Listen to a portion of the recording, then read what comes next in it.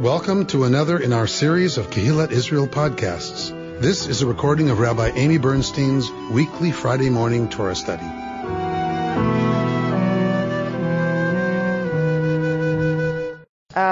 We are beginning the book of Leviticus together this morning, the book of Vayikra. Many commentators do not begin Vayikra as a new book. They actually, many commentators attach it to the end of Pikudei, which was the ending parsha of Exodus.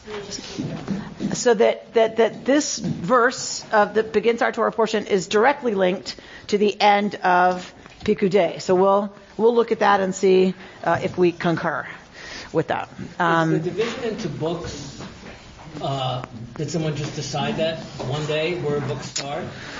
Or generally they are, like Leviticus is understood to be a different author or a different school of authorship and a different agenda than other books. Remember, Deuteronomy's late, and Genesis, Exodus, that material gets formulated into those two books, and Leviticus is something entirely different, written by the priestly source only, right? So P has his or her, P has their hand in both J and E, taking those early sources of J and E, the Yahwist and the Elohist.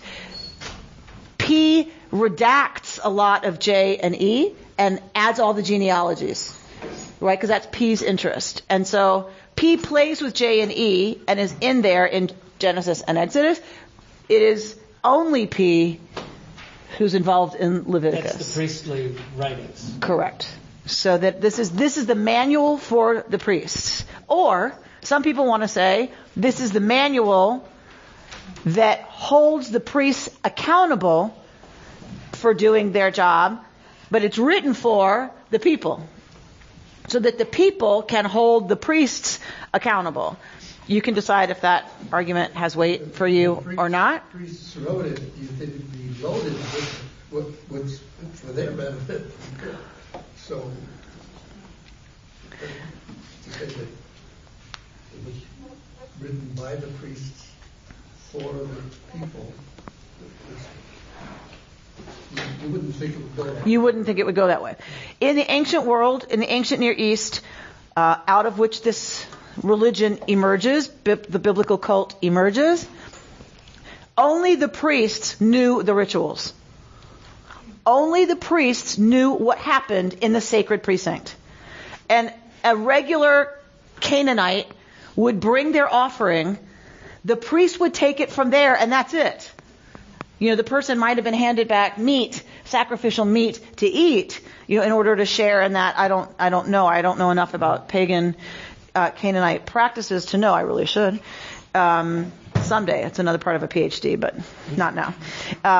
Tell us when you'll teach that. Yeah, right. Because I think it's fascinating to see where did Israelite cult differ from, and how did it differ from the religion out of which it emerged, which was Canaanite paganism. I'm very curious about those early beginnings of the Israelite cult.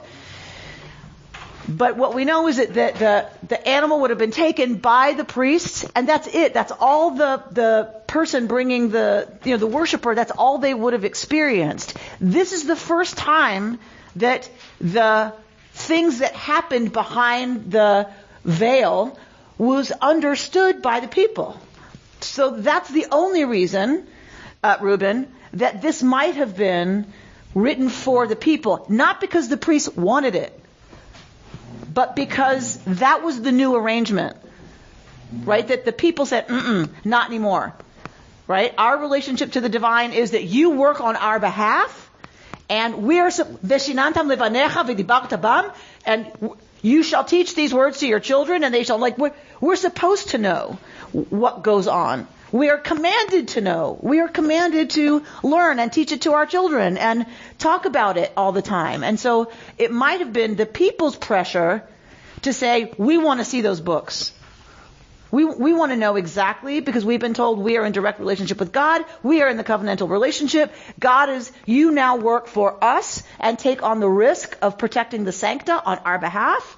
And so we want to know exactly what's going on. We don't know which way that went, but we do know that presumably every Israelite had access to now exactly what was supposed to happen in the Mishkan, which later, we don't know if the Mishkan existed for real or not, but we do know that this happened in the temple. Or we suspect a lot of it happened in the temple, right? We don't know about all of the sacrifices. Are they exactly like we have it here in Leviticus? Some people have suggested if you followed the laws of Leviticus and sacrificed the way Leviticus says you're supposed to sacrifice, they would have wiped out their livestock.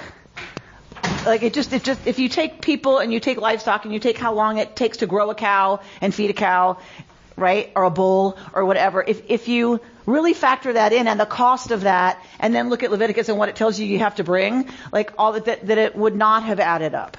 It's just completely unrealistic. So some people say this never happened, even in the temple. That it was kind of a vision of what should be, but never was. It was not practical, and so it wasn't the actual practice. But many of these things we know from other sources would have been, in fact, part of the ritual, like lighting the menorah, like the incense, like, right, those. There are elements that we believe were actually part of the temple. We know from other sources, anyway, were part of the temple ritual. All right. The practices that we see here are not specific to ancient Israel. So sometimes we get all hung up on, well, how come, right?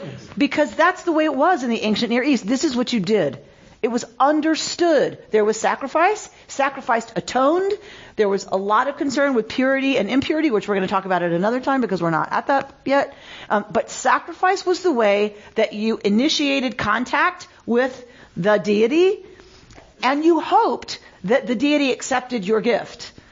And then you got what you wanted from the deity. That's the way it worked in the ancient world, right? Even into Christianity, right? Sacrifice is still a very important part of Christianity. So we tend to think of sacrifice as like it's gone. It's not true.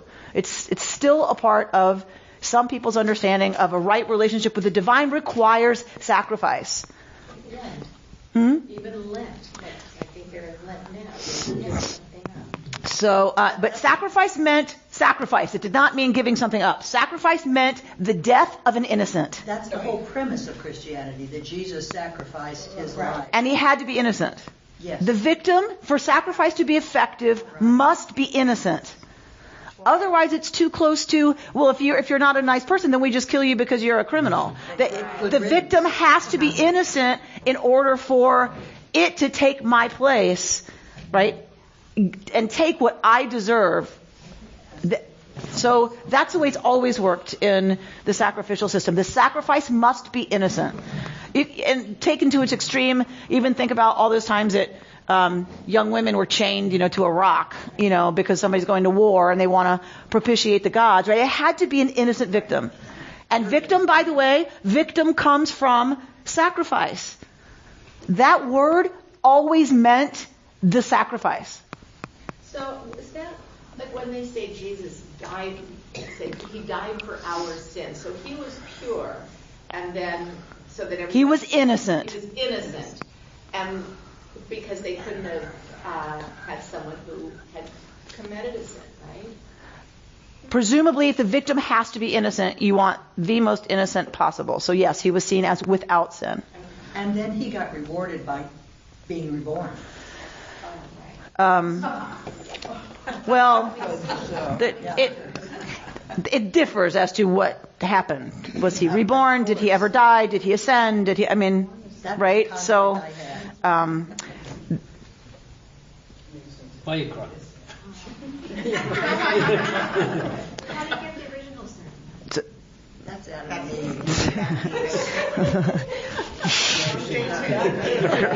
right. Wrong book. Wrong book. Innocence. Original sin is a different book.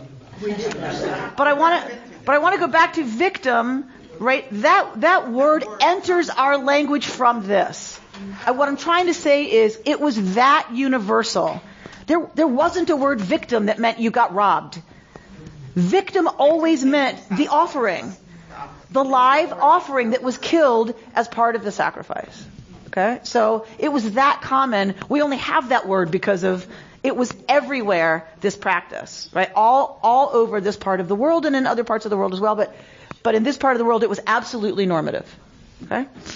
Right. Because it was understood that there has to be some mechanism whereby atonement is effected.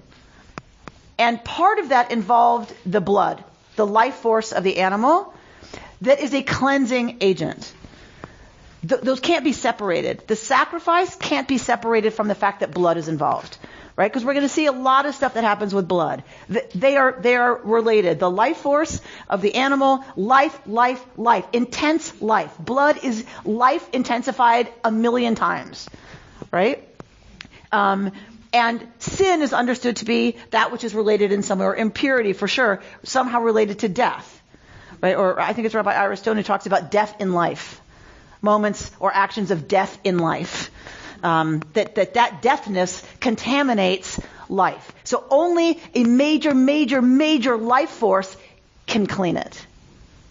Okay? So that is the blood of the victim. Almost all primitive art has red as its main color. Right, because we're very attached to, we get it, right? We really get it. You see red on the pavement, and it's like we get it. Like we have a visceral response to that. And so that is very powerful in the ancient world. And in some ways we've really lost I think about like how much blood I see on TV just as a matter of fact, right? Just in any show you watch anymore. You can't watch any show without watching somebody get their like head splattered. Like, I mean, it's just Roadshow. You could, yes, thank you for the correction. You could watch Antiques Roadshow and not have to worry about this, but then you'd have to worry about putting out your own eye with a chopstick just to keep yourself entertained. So the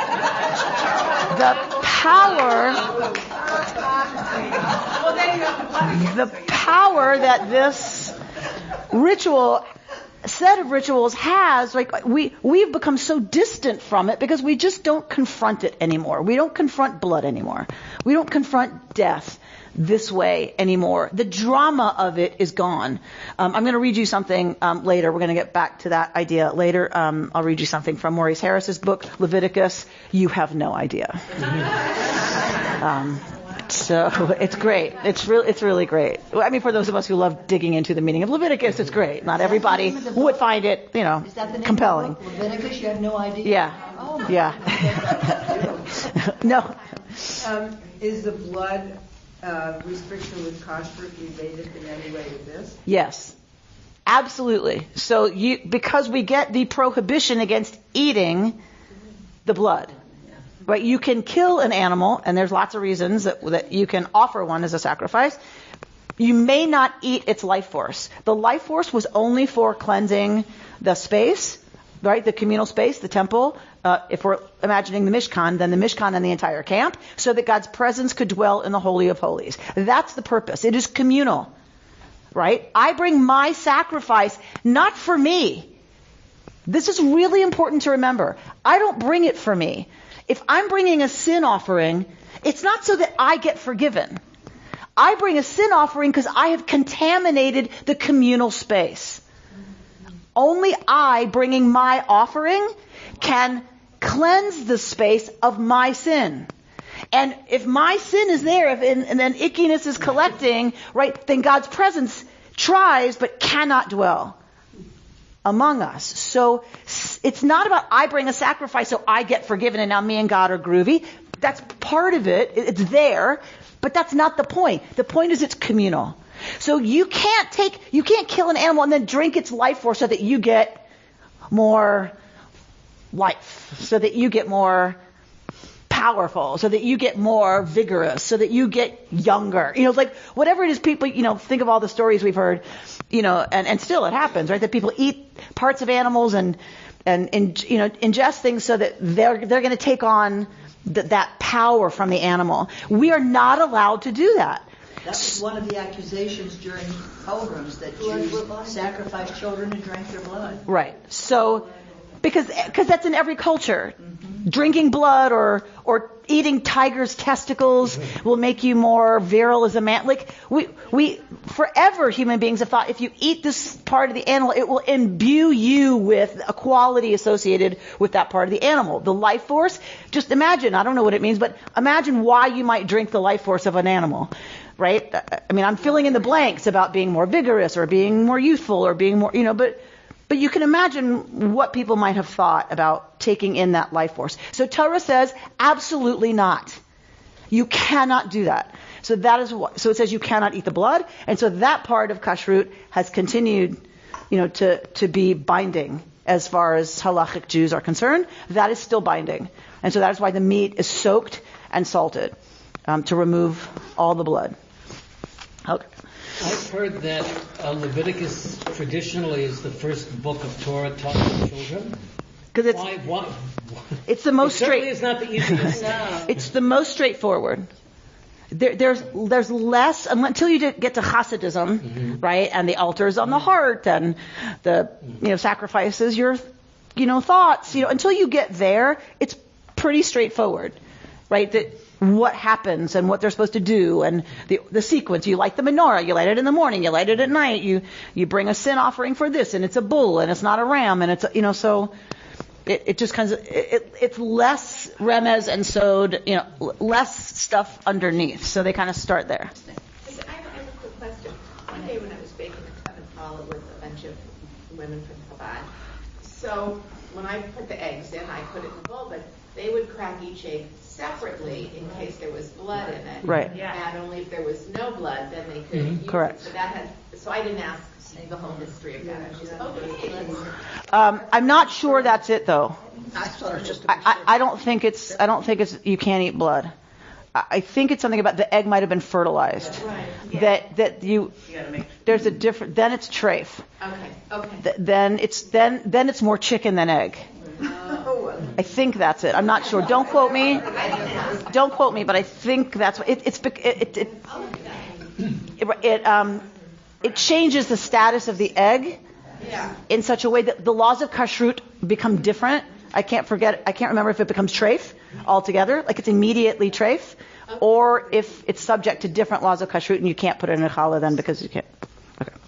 All right. So let's go to Vayikra 1:1. The Lord called to Moses and spoke to him from the tent of meeting, saying, "Speak to the Israelite people and say to them, when any of you presents an offering of cattle to the Lord, he shall choose his offering from the herd or from the flock. If his offering is a burnt offering from the herd, he shall make his offering a male without blemish. He shall bring it to the entrance of the tent of meeting for acceptance in his behalf before the Lord. He shall lay his hand upon the head of the burnt offering, that it may be acceptable in his behalf in expiation for him. The bull shall be slaughtered before the Lord, and Aaron's sons the priests shall offer the blood, dashing the blood against all sides of the altar which is at the entrance of the tent of meeting. The burnt offering shall be flayed and cut up into sections. The sons of Aaron, the priests, shall put fire on the altar and lay out wood upon the fire, and Aaron's sons, the priests, shall lay out the sections with the head and the suet on the wood that is on the fire upon the altar. Its entrails and legs shall be washed with water, and the priest shall turn the whole into smoke on the altar as a burnt offering, a gift of pleasing odor to the Lord. Go on. If his offering for a burnt offering is from the flock of sheep or of goats, he shall make his offering of a male without blemish. It shall be slaughtered before the Lord on the north side of the altar, and Aaron's sons the priest shall dash its blood against all sides of the altar. When it has been cut up into sections, the priest shall lay them out, with the head and the suet on the wood that is on the fire upon the altar. The entrails and the legs shall be washed with water. The priest shall offer up and turn the whole into smoke on the altar. It is a burnt offering, a gift of pleasing odor to the Lord." Keep going. Okay. If the offering to the Lord is a burnt offering of birds, he shall choose his offering from turtle doves or pigeons. The priest shall bring it to the altar, pinch off its head, and turn it into smoke on the altar, and its blood shall be drained out against the side of the altar. He shall remove its crop with its contents and cast it into the place of the ashes at the east side of the altar. The priest shall tear it open by its wings without severing it, and turn it and turn it into smoke upon the altar, upon the wood that is on the fire. It is a burnt offering, a gift of pleasing odor to the Lord. The reason I didn't interrupt is because you get the sense that this is a pattern. You get that this is a manual. You get that this is the technical way all this is to be done. And we all kind of go, ew, but who ate turkey at Thanksgiving? Mm-hmm. Somebody had to chop off the head of that turkey and pluck its feathers and pull out its inner, right? So we go, ew, and yet we go to In-N-Out Burger, right? And don't think a lot about this. So it's fine that we go, ooh, I get it. It's visceral. It's supposed to be. It's supposed to make us shiver. It's supposed to turn our stomach a little. They understood that. They understood that killing an animal, taking a life, and watching it be, taken apart was supposed to be powerful and impactful. It was not supposed to be casual. We are the ones with a very casual relationship to death of animals. So I am a carnivore, big time. So I am not someone who is apologizing in any way for the fact that we eat it. Some people don't for that reason, right? I do. All I'm saying is that they understood both the cost. It was a hugely expensive thing, eating meat. They raised it. They fed it, right? They had to move to let those animals graze. Their whole lives were around raising. These are semi-nomadic pastoralists originally. Here they're probably city dwellers, but they originally were semi-nomadic pastoralists. Their whole culture was about taking care of these animals. Where you picked up and moved was where the animals could eat and got water. They understood the cost that went into raising one of these things. And so for them, the cost was huge to sacrifice. And they ate this. Some of it they didn't. Some of it they did. If we think about what goes to waste now, right, of an animal that's killed, it's quite something. Why did they burn the entrails and the legs? Why the legs? I'm not sure about why the legs, actually. I don't know if there was something that might have been done with legs, right, that it needed to be clear that the Israelites weren't going to do. But my commentary only gives me on entrails, right? And remember why entrails? Why do we burn all the entrails? Because superstitious people wouldn't eat them. Okay, so they're not superstitious. They are religious. Religious people would have used them for divination. Right? So they would read the liver or the kidney or the entrails. You would cut open an animal, you'd look at their innards, and that was a form of divination. So to be clear that ancient Israel was not to engage in that, was to make sure they got put on the altar and turned into smoke. So that it was also clear that the priests were not using them in any way to do that. They are instructed to burn it on the altar. Because this, maybe, we don't even know, this would be all that the people had. These words. Why do I say that? Why do I say this is all they had? If we're talking about checks and balances, this is all they had. What do I mean by that? It's the Constitution. Yes, but why is this all they had? Didn't they have other ways to know what was going on? Oral. To know what was supposed to be going on orally. The people didn't see the sacrifices. Right. So they trusted. No, well, we forget that. No one saw this. This happened in the temple precincts where people were not allowed. Certainly women were not allowed anywhere near any of this business. But males who were not priests were not part of this. So you had to have, so the instruction is, and the instruction that gets talked about and talked about and talked about and repeated and taught, V'shinantam levanecha, you should teach it, is so that the entrails are to be burned on the altar and turned into smoke. Meaning, your priests are not back there looking into entrails to, predict your future. And don't go to them and say, if I sneak you an extra gold coin, can you let me know what the kidney said? Right? Because they are commanded to turn it into smoke on the altar. So if they tell you, well, I took a peek at then they've broken the law. Right, so it's a way this is what I mean about holding the priests accountable, is there couldn't be a secret system of, okay, what did my calf entrails really say?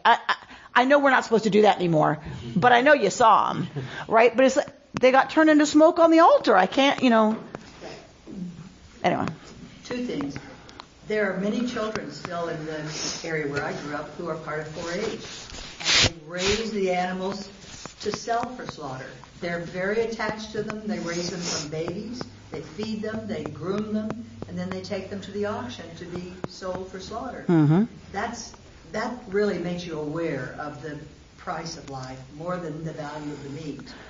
And any farmer of animals but this is starting at gets a young it. age. Yeah. So maybe that's why this is read to children. And any farmer's kid, anybody who grew up on a ranch knows this. My job was to take the chicken by the head and sling it to kill it. Yeah. Right. And that was everybody.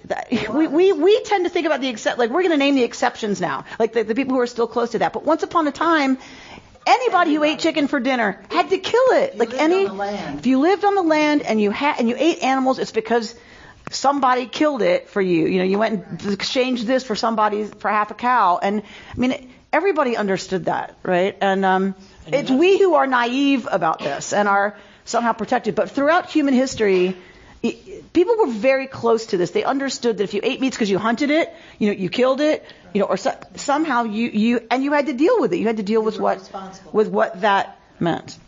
And finally, look at the relationship of women and blood and the prohibitions. So that's different. But it's still the separation of blood from ordinary life. We're going to get there. Okay. Not now. Okay. But it's different. It's dealing with blood and life and whatever, but it's a different relationship. That's about purity. Right. All right.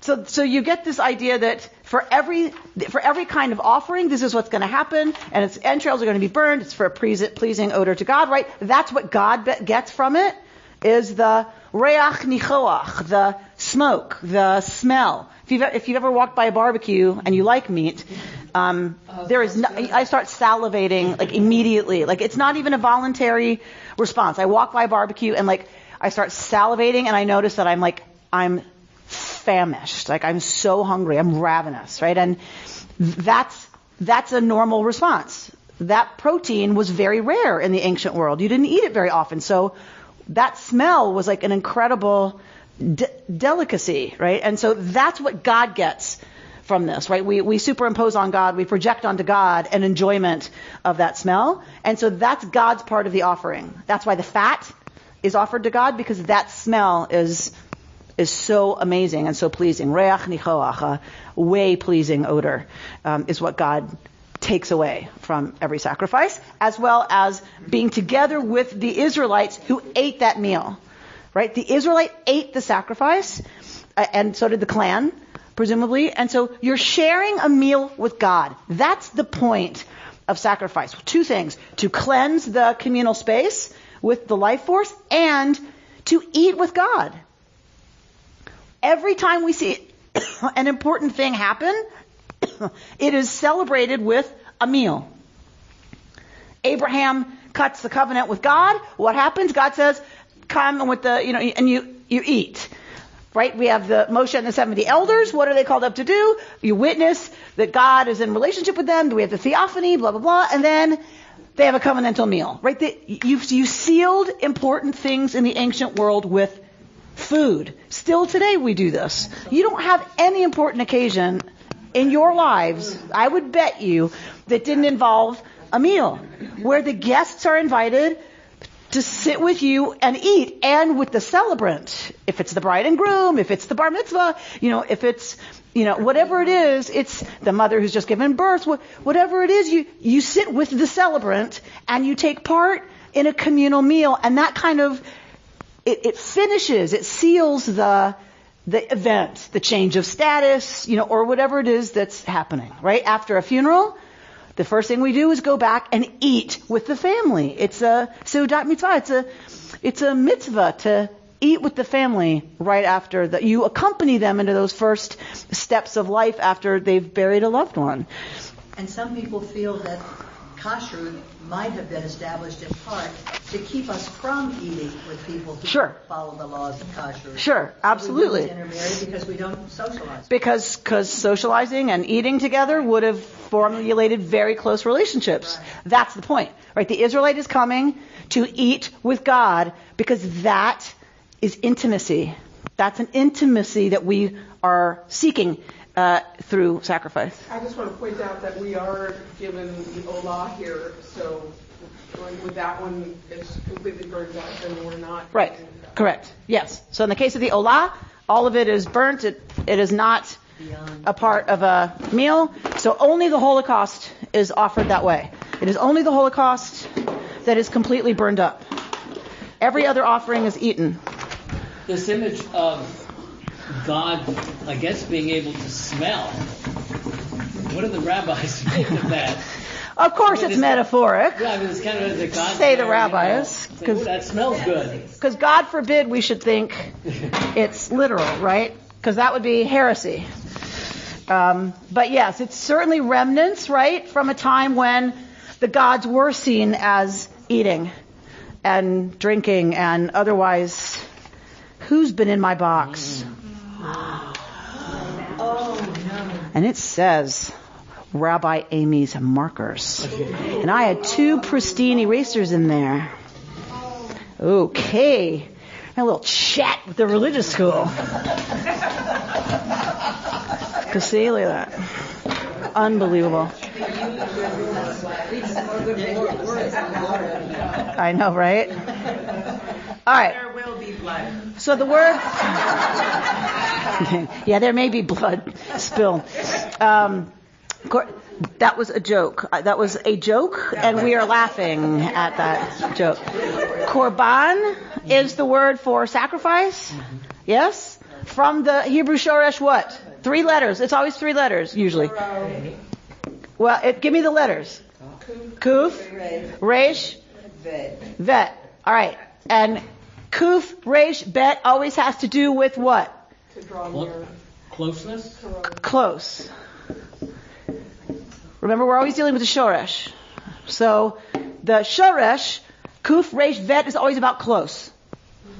So now you can come up with a lot of verbs, right? To whatever you want to do with that. But so korban is a noun coming from the verb, or not the verb, but the state of being close. All right? So do you understand why it's hard to translate this as sacrifice?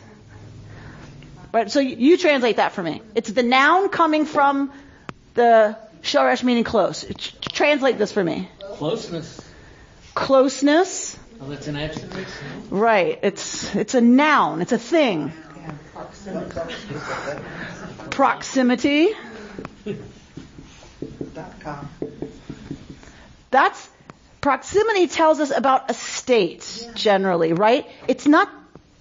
Yes, it's itself kind of a noun-ish thing, but proximity is talking about like the noun. Be closing.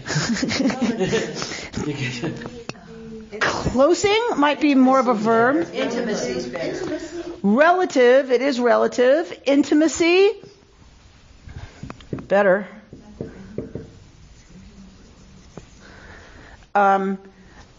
Again, that's a state, right? We're talking about a thing.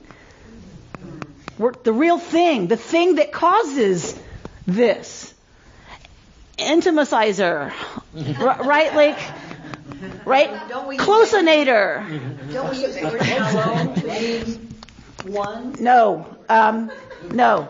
Proximity, intimacy, these are like stative, but when we talk about the thing that makes that happen, the intimacier, right? Maybe there's no word. That's my point. That's my point. So when you read sacrifice, it's not even close to the Hebrew. The Hebrew is that which allows me to draw close. to what? To the God. That's what's happening right now. I take this that allows me to draw close to God and then follow the procedures. That's what this was called. It's interesting. Sacrifice, I think, comes from sacred, which in Hebrew you might say kadosh, which means separate. Not close. So it's, separate meaning set aside for God and those purposes. So that way it might be closer to God. But right, like it's another way that the Latin doesn't serve us in our. And the only reason I do this to y'all, it's not to frustrate you, I promise. It's that every time you read the word sacrifice in English, I want you to remember this moment of like trying to get at what the Hebrew might actually mean so that you go, oh, right. We read sacrifice, but it's really about how do you designate that which helps us draw close to the divine? That's what they're talking about. That's how they understood this, was this word.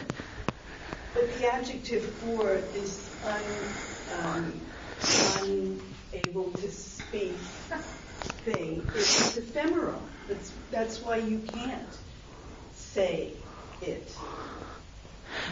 Because there is a level, certainly, of ineffability about some of this. There are technical terms that are very concrete, right? That, yes, point to larger ideas. But the reason y'all can't find a word for this is not because it's ephemeral. It's because it doesn't exist in English.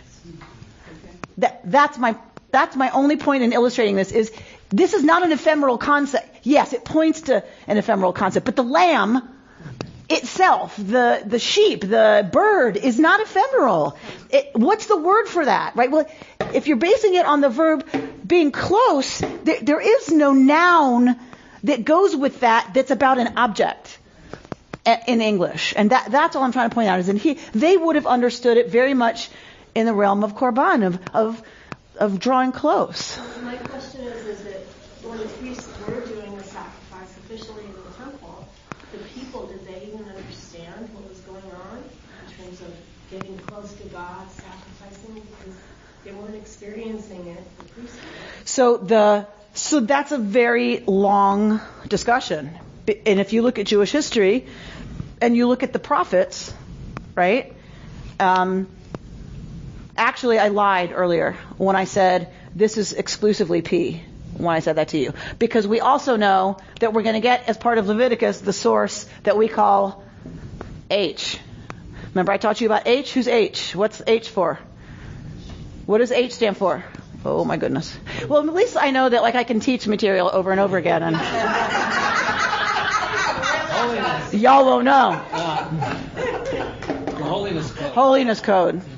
So we are going to get, in Leviticus 19, we're going to get the holiness code. The reason I bring it up is because the holiness code is some of the earliest pushback against this system from people who say, how does that draw us closer to God exactly? Okay, it might. But does it really affect Israelites' behavior when they leave this temple precincts? Jesus was one of these critics who said, really? Right? The money changers are out here. There's a lot of business going on here that your people, are involved in as soon as they finish offering the sacrifices. So how effective are they exactly? Not so much, right? That's why he overturns the tables, saying, why is Saks Fifth Avenue, merchandise out on the sidewalk right outside the temple? Really? People, hello? What do you think you just offered a dove for? Right? So those critics are as early as Leviticus. The holiness code is probably a response to those people who say, all you care about is the mechanics of this, and you don't care about what kind of people really are. How are they behaving in their daily lives? They bring a sacrifice, blah, blah, blah, and they do all the things right, but then they trash their mother-in-law in front of her son, right? So, or they're cheating in business practices, and they're ripping people off. And so that becomes more and more the case. The people who are connected to the priesthood are the who? Who do they become? The Sadducees? And the people opposed to this system saying it's corrupt. You're just bringing a bunch of offerings. No one sees what happens. No one's allowed in there. It's not affecting us at all. They are the Pharisees. Now, the Pharisees did not suggest the temple should be destroyed. I don't want to make it too extreme. They said, fine, you bring your offerings and you do what you're supposed to do. But just as important is how we behave and studying the ethics and morals behind all of this stuff, not just the mechanics. And they become a pressure against the Sadducees, and that tension begins to really pull the Jewish people apart. It really starts to tug at the fabric of Israelite society and weakens it, actually. And then, of course, the Pharisees win by history. What would have happened had the Romans not destroyed the temple? It would have been very interesting to see, right? Would Pharisaic philosophy have eventually overthrown the temple order? Don't know. Right? Would they have moved on naturally to something else the way other religions did? Don't know. But it took a while for people to move past this idea of sacrifice. It took a long time. But we'll never know. Right? Because the Romans made the decision by destroying the temple. It was gone, obliterated. Everything about sacrifice and all that was gone, except for the fact that we now have a prayer service wherever there would have been a sacrifice in the temple, right? Sacrifice now is replaced, we think, only by prayer. So I brought you another text today, because we think it's only by prayer, but it's not. Prayer was the primary one, but also tzedakah was a primary replacement for sacrifice, as was, I know we're not going to love this one, just hang with me, suffering was understood to be somehow related to, the idea of sacrifice. Really? Really. Well, if a person suffers, then it's like there's sacrifice. Mm-hmm. Well, that's where all the Jewish mothers came about. God right? Almighty. It's a Jewish thing to suffer. I mean, we consider it. But that doesn't. Sacrifice something, you are losing something. Right. So you're right. So you suffer a loss, we would say in English, right? That it's related, right? That we are giving something up that we then lose, right? So in a sense, early there's a kernel of suffering in there. But when you don't have sacrifice left, and what you are left with is a bunch of suffering, it makes complete and utter sense to me that theologically you had to do something with that. You had to do something with suffering. Right? The Jews had it so bad for so long. You theologically have to do something with that, right? All right. Korban, karov, holy, got it. So that's the business of sacrifice. We're not done with this, obviously. We're staying in this book for a while. So we're not done with this. I brought you charity today, and next time I will bring you suffering. Okay? There are so many things in this class that if they are said out of context, it's like, great, she brought us charity today, next week suffering. Awesome. I want to go back to the first line of Vayikra before we leave to look at these other sources.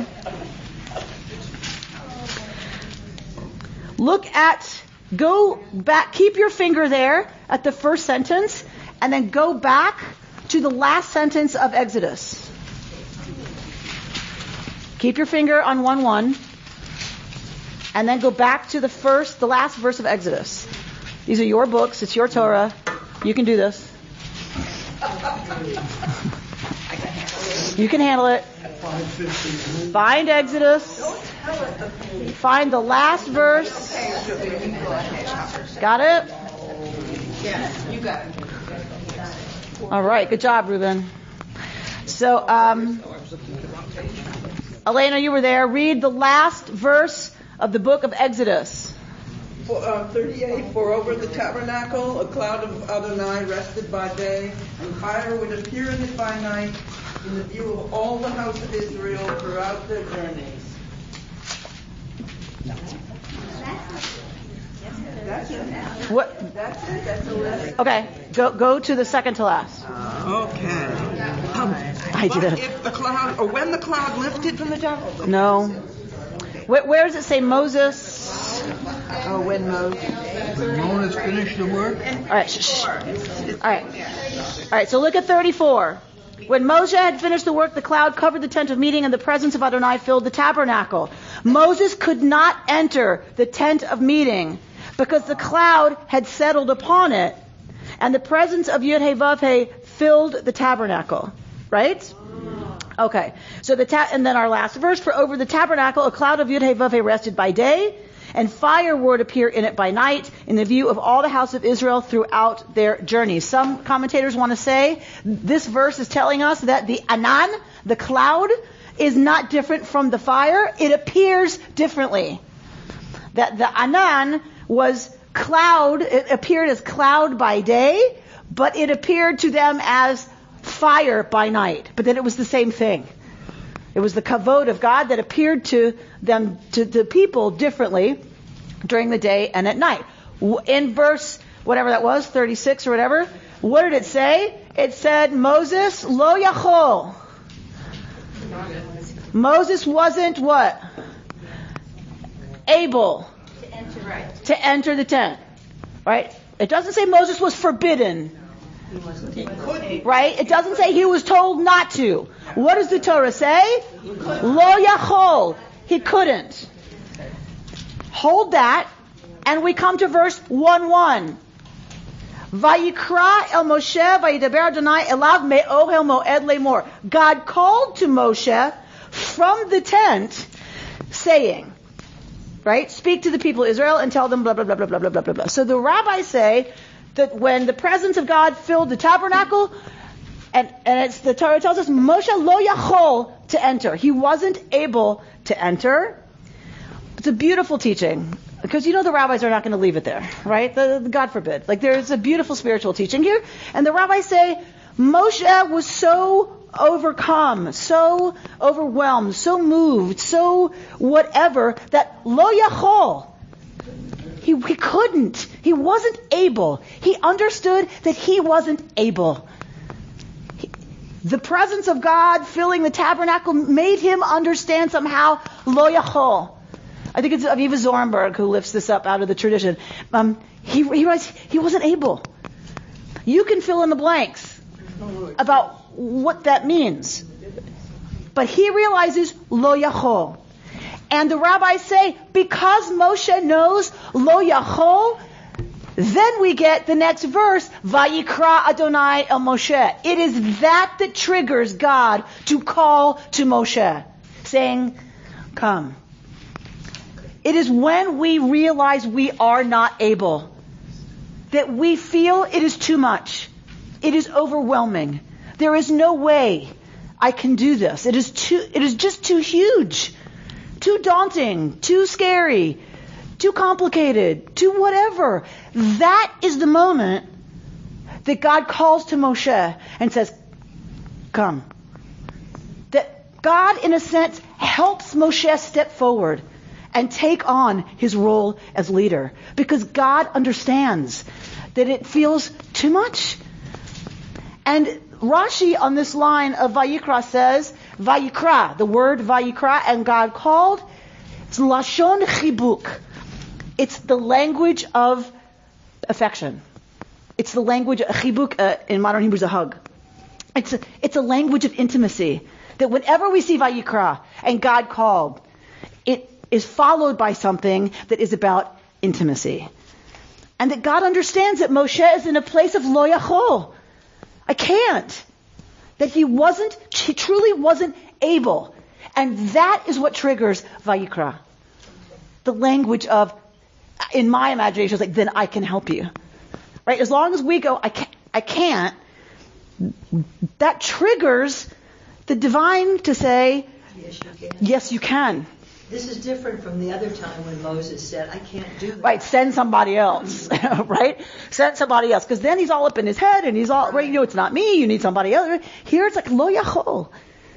This has he realizes he can't. And it's not about Who knows what it's about? But here's the massiveness of this, of his task, I don't know, of his role, I don't know, of it's outside of all that it means. Outside of himself here. It's Lo yachol. He wasn't able. And in a way, I think it's really interior too. Lo yachol. The rabbis read it as he wasn't able. And that is the moment. And we get so caught, I guess what I'm trying to say, why do I keep hammering this? Because it's a beautiful teaching for me. I feel like we get so caught up in, we have to be able, right? And we're all about accomplishing. And we're all about, if I get an MBA, then I'm going to certainly be able to, I can walk into that meeting and run that meeting. We get all caught up and we're supposed to be able to do everything. And that's what gives us great skills as leaders or as achievers. That's what success is defined by, is I can do that, right? And we go to great lengths to build ourselves up that I can do this. And the model here is this teaching about it's actually when we go, I can't. That if we listen, Vayikra, that there's a voice calling us forward, calling us into what we think we cannot, that we think we are not. There's a voice, Vayikra, that calls us from the fullness of that tent, saying, "Come, there's things for you to do.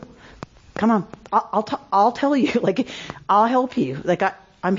And I think that's just an incredibly beautiful way of busting open the simple, reading of the text in ways that our tradition has continued to do, to keep these texts about some rituals that happened 2,000 years ago in a temple that may or may not have become meaningful in the end to us.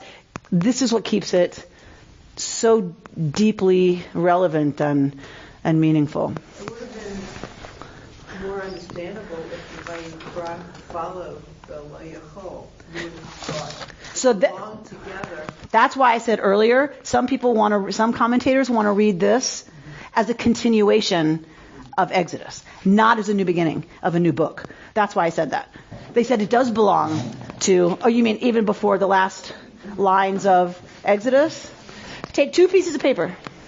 Yeah, it would have been nice to follow immediately. After Lo Yachol and then Vayikra. Yeah, right. Right, and so that's why some people are saying, don't read it, this is a new book. God forbid. I mean, Torah is an ongoing revelation. It is a continuing revelation. Ein mukdam u'me'ochar b'Torah. There's not early and late. Don't read it as a new book. It's a continuation of this moment. And I love how they link those. George? 2 pages. Of course, but come close. Let me talk to you. God's going to talk to him. God's going to talk to Moshe. Come. And let me talk to you. Right. Come here. Come. I'll talk to you. It's not about entering the tent. Right? For the rabbis, this teaching is about Lo Yachol. He wasn't able. He just wasn't. And that's when we get Vayikra and God calls. And it doesn't matter about entering the tent or not entering the tent. It triggers God's call to him. But that is what he was unable to do. But I don't think so. That's the point. Beyond the pshat. 2 pieces of paper, they should be different. Because I'm seeing that 2 are the same here. Go to charity. Yes? Yes. All right. The following story is recounted in rabbinic literature in Avot de Rabbi Natan. Rabbi Yochanan ben Zakkai was exiting Jerusalem and Rabbi Yeshua was following him. He saw the temple destroyed. Rabbi Yeshua said, "Woe to us that the temple is destroyed, a place that the sins of Israel were atoned." Right? So you understand what he's saying? It's still so horrible that the place where we got sin atoned for has been destroyed. He told him, "My son, don't be in sorrow. We have one atonement equal to it. It is tzedakah. Since it said, I desired tzedakah, not sacrifice." So they look to Hosea, right, a prophet who is one of the critics, Dana, of, right, the temple system, who says, what I desired from you is tzedakah, not sacrifice. We see this all over the prophets. We just don't read the prophets. We keep coming back to this text, the text about sacrifice. We don't read the prophets who say, greater than sacrifice is tzedakah, right? Okay. It is not by chance that this statement is attributed to Rabbi Yochanan ben Zakkai. This is our author now. This is not from Hosea. It is not by chance that this statement is attributed to Rabbi Yochanan ben Zakkai, known to us in rabbinical school as the YBZ. And it's attributed to the YBZ, considered the main figure responsible for shaping Jewish life after the crisis of the destruction. The atoning power of charity can be understood in a simple manner. How? Giving to the poor and needy appeases God no less than does sacrifice. Charity is therefore an act that atones. If it's as good as sacrifice, then it must do what sacrifice does, right? Which is atone. You give till it hurts. You give till it hurts. That's suffering. In another rabbinic text, in the Babylonian Talmud, in Baba Batra, the nature of charity as an alternative to sacrifice gains a deeper meaning. Here's a story from the Talmud. Rabbi Dushtai ben Yanai taught, "Come and see how the manner of the Holy One, blessed be God, is not as the manner of human beings. When a human being brings a present to the king, there is a doubt whether it will be accepted or not. And if it be accepted, whether he will see the king. But the Holy One, blessed be God, is not so. If a man gives a coin to a poor man, he is rewarded and experiences the appearance of the Shekhinah, as it is written in Psalms, as for me, in Tzedek shall I behold thy face." Rabbi Elazar used to give a coin to a poor man before praying, quoting the above verse. So in the Psalms, there's a verse that says, "As for me, in Tzedek shall I see your face." Tzedek is the root of tzedakah. Justice, righteousness, right, is the root of the noun tzedakah. So there's this concept of justice. How do I achieve that? The means for that is tzedakah. How do I achieve righteousness? By sharing with those who have less.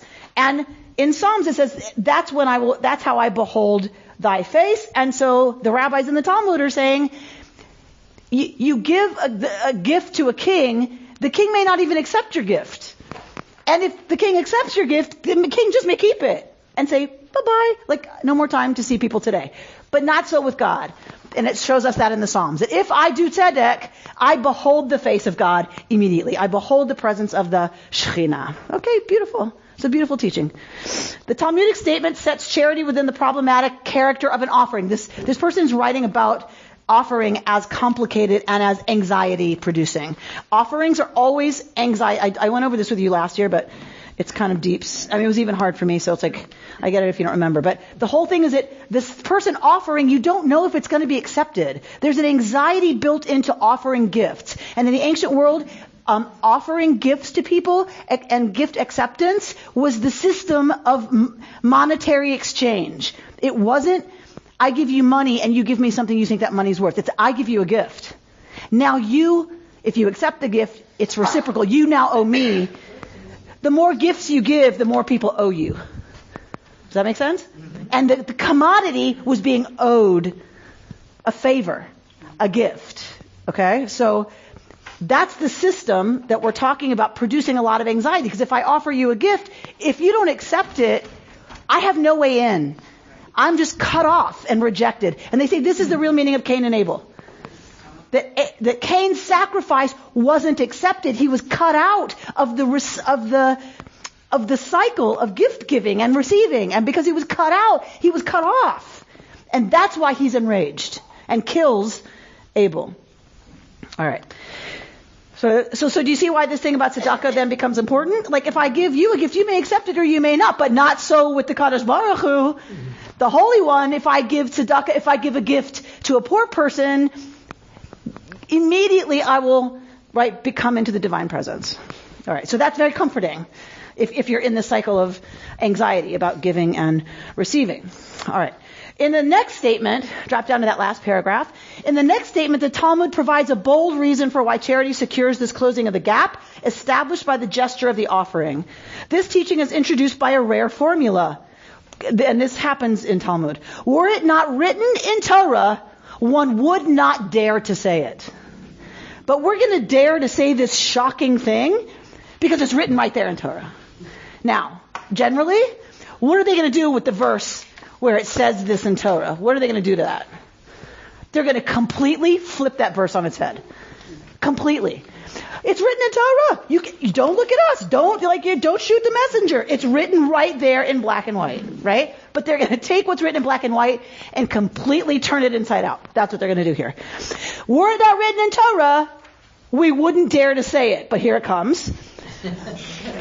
The phrase, so he's explaining what I just said, that's how this phrase is used. So what's so shocking that we wouldn't say it unless it were in Torah? Turn that page over. Rabbi Yochanan said, what is the meaning of the verse? Now, this comes from Torah. So, right? He that has pity on the poor lends to God. Were it not in Scripture, one would not dare to say it. What is that you wouldn't dare to say? The borrower is a slave to the lender. Explain to me why this is so shocking. What just happened?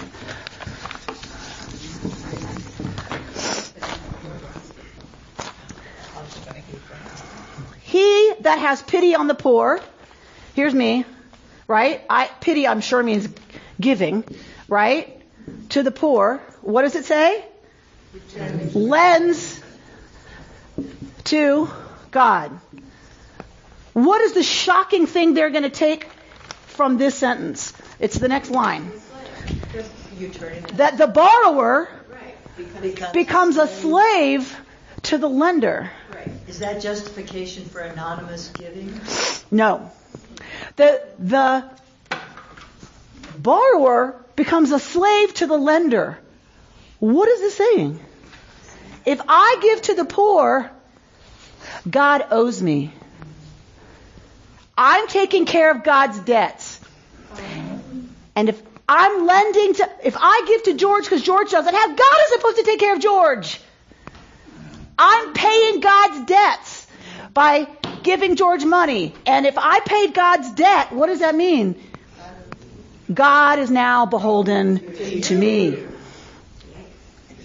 If it weren't written in Torah, you couldn't say it. Because what a shocking. But of course they've taken that verse and have completely applied a verse that didn't relate to this situation. They've taken a verse and completely turned it inside out. Yes? She should work something out. We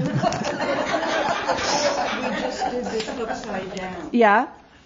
It seemed to me that when paganism of the Canaanites evolved into monotheism of the Israelites, Yeah.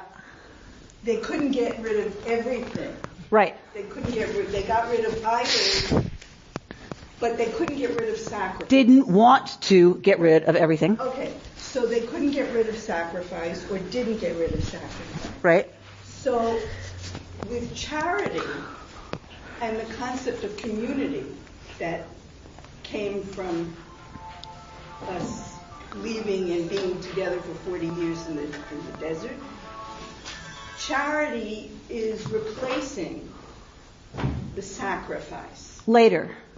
Yes, when sacrifice is gone. What you're talking about. When sacrifice is gone. Charity it's paying a debt or justice for community or individual, which is godly. Yes. To do. Yes. So I see that charity is a replacement for sacrifice. Yes. Yes. That's what this is about. Yes. You got it. This is a replacement because it's gone. Sacrifice is gone. They long for a way to feel like they can atone. So all of these texts are coming to say, don't worry. There are still powerful ways to atone. Now it's going to be about taking care of the poor. So yes, this is the brilliance of Judaism. It moves it out of how do I have right relationship with God into by taking care of other people. That's how. Right? It's a wonderful move. It's a beautiful move. Do the poor thank me or do they thank God? So it's an excellent question. Hopefully, right? They thank God because God's debt got paid. They thank God. God's debt was paid. They don't need to know who the instrument of that was. Right? That I think and it's not just about, okay, God owes me now. It's less that than it is. It again goes to this anxiety of the system, right? That God accepts my gift in a different way when it's me paying God's debts. Right? Then you can assume it's accepted. Right? That the anxiety in that being efficacious is gone, which is what he says in that next paragraph. All right. Oh God, I don't even want to know. It doesn't seem to raise that as a possibility. right? That the poor might reject that gift. But somebody said something about anonymity before, and part of the concept of anonymity, which is hard for development versus because you want people to model philanthropic behavior. But the other part of it that I think is the more Jewish part of it is that the receiver should not feel a debt to the donor. Correct. That they're receiving. Correct.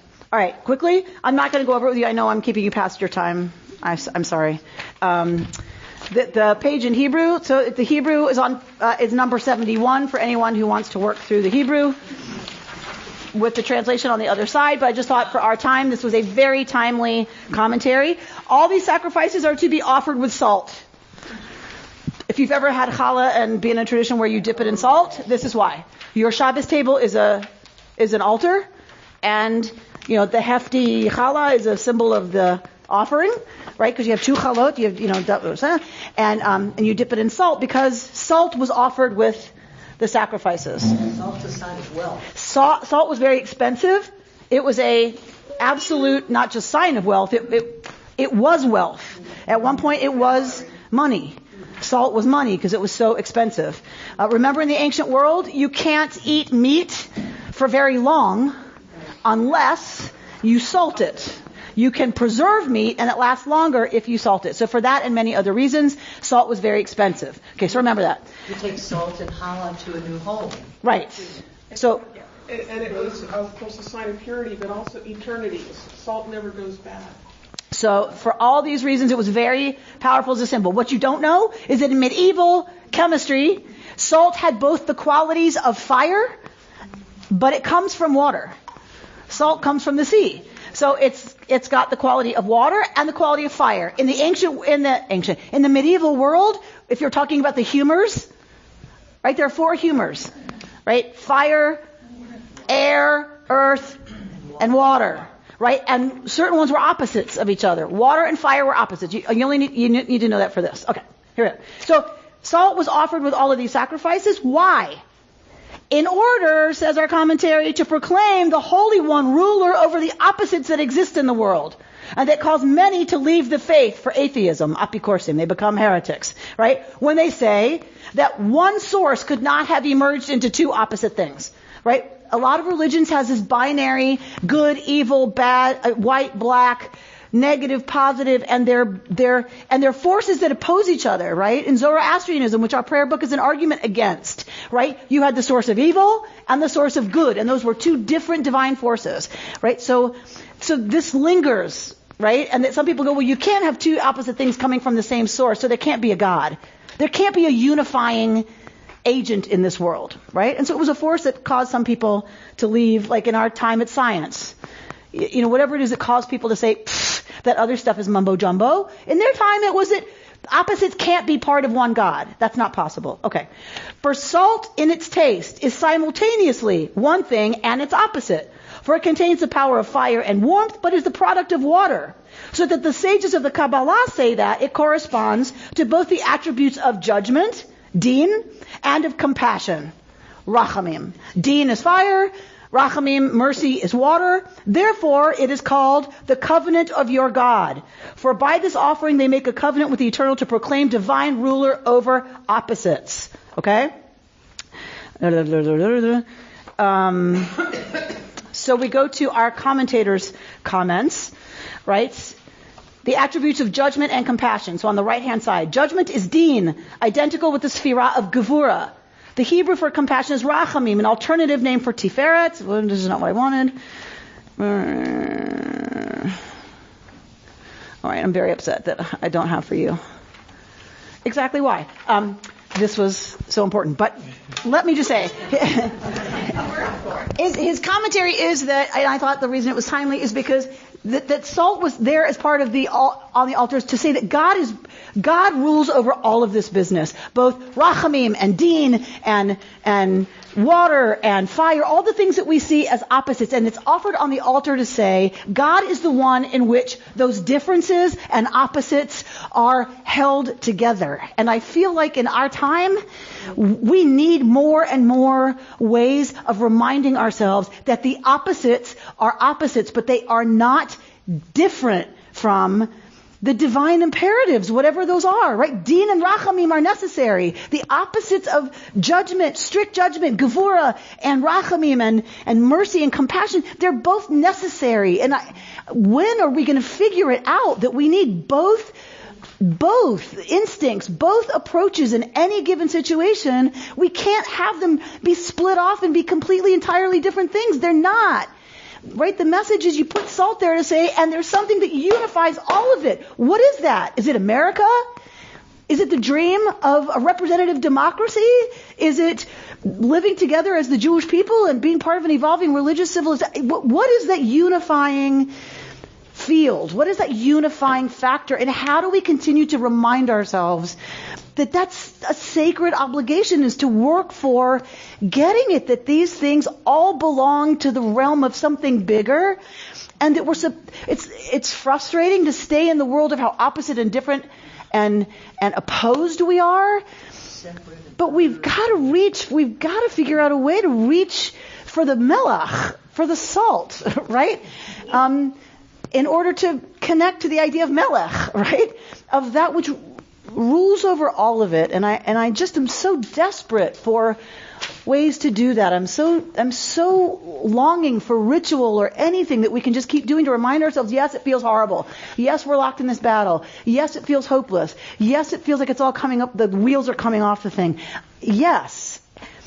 And we have to believe, right, that there's something that it's all a part of that's bigger, that we serve, or else we're just going to stay in these binary, yes, I can, no, I can't, I should, no, I should, and we are just not going to move the larger enterprise forward towards where I think the divine would love to see us get, which is just one little step, right, closer to whatever the ideals are that we're working for. And I'm not saying it's not necessary that we clash, it is.